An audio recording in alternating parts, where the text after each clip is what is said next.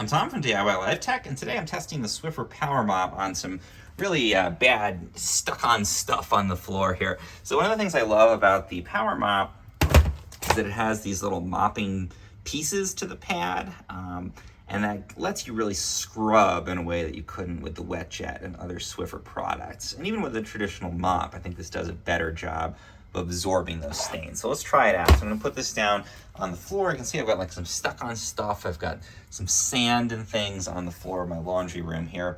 I'm gonna press the button on here to spray out some cleaning solution, get that nicely soaked. And then the cool thing with the Power Mop is I can actually do this two-handed. I can hold on to this part of the handle, and then I can put my other hand on this ergonomic grip, and that lets me get a lot more scrubbing power in. And we're gonna just go, and you can see it really makes short work of even those pretty nasty stuck-on stains. The cleaning solution absorbs into the pad. It cleans a pretty good amount of area. And I can also angle this and get into those little crevices. And you can see, nice, super clean floor, even where all that sticky mess was.